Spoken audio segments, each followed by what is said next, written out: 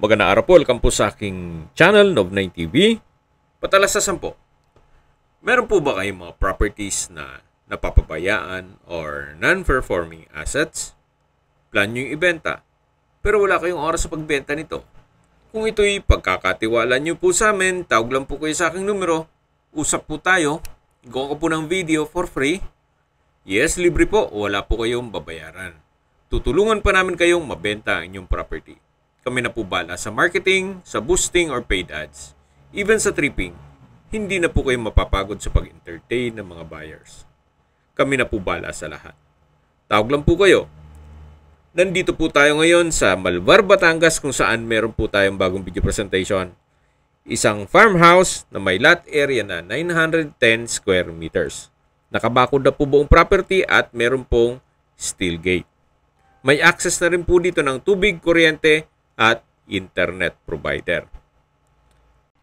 Napakatahimik po ng lugar, sariwa ang hangin, at sa klima naman po, banayad lang, hindi naman siya ganun kainit at hindi naman ganun kalamig. Patag na patag po ang lupa hanggang sa dulo po yan.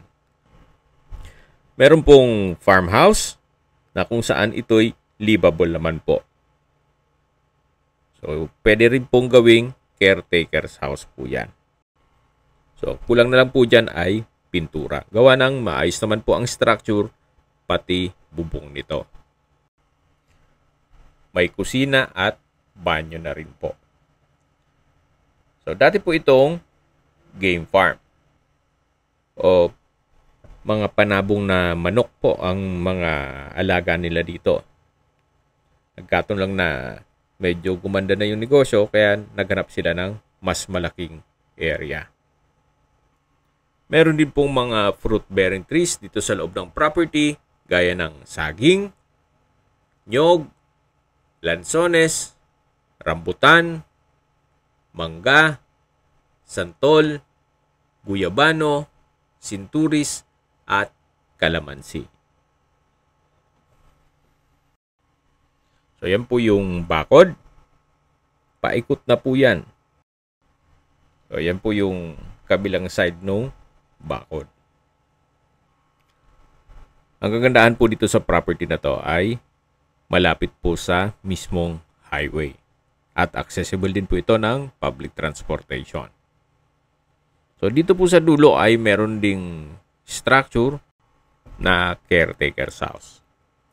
Pero mayroon na po silang agreement ni owner na kung sakaling mabili po ito, ibabakate naman nila yung property. Okay, sa distance, location at travel time portion na po tayo. Mula po sa highway, ang distance is 1.2 kilometers at ang travel time is 4 minutes. Actually, walking distance lang din po. At mula naman po sa Batangas State University, Malvar Campus, ang distance is 2.2 kilometers at ang travel time is 7 minutes. Mula naman po sa Walter Mart, Tanawan, ang distance is 3.7 kilometers at ang travel time is 13 minutes. At mula naman po sa Batangas Lima Park, ang distance is 6.8 kilometers at ang travel time is 16 minutes. Kung manggagaling naman po sa Manila o sa airport, ang distance is 64.9 kilometers at ang travel time is 1 hour and 11 minutes. Okay, summarize ko lang po sa mag-skip ng video. Ito pong property ay nasa Malvar, Batangas.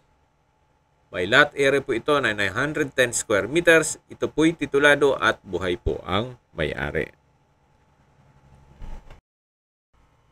Okay, sa presyo na po tayo. Binebenta po ito ni owner sa halagang 5,000 pesos per square meter. Kung may mga katanungan po kayo, tawag lang po kayo sa aking numero. At sa mga kababayan naman natin nasa ibang bansa, meron po akong Telegram. Sa mga iPhone user naman, may iMessage. Meron din pong Imo, Skype, Viber at WhatsApp. Same number lang po, 0917-316-3399. Sa mga nagtatanong naman po ng aming Facebook, meron po kaming Facebook page na Nov9 TV at Facebook Reel Video. Meron din pong TikTok at Instagram. May ibang YouTube channel po kami na The Nov9 TV Channel at Nov9 TV Listings. Meron din pong bagong YouTube channel na Nov9 TV On The Spot. Real Talk, Real Fast. Sana po naibigan yung aming video presentation. Paki-like and subscribe na lang po sa aking channel para ma-update din po kayo sa aking future listings. Kung sakali po hanap nyo yung mas malaking sukat na lupa, meron din po kami ibang listings na pwede nyo pagpilian. Huwag po kayo mag-atubiling tumawag sa amin, then let us know your budget para malaman namin kung anong property pwede naming alok sa inyo. Sa lahat pong viewers, subscriber at nagtiwala po sa amin, salamat po sa suporta. Ingat po kayo lagi at yung pamilya. Maraming salamat po.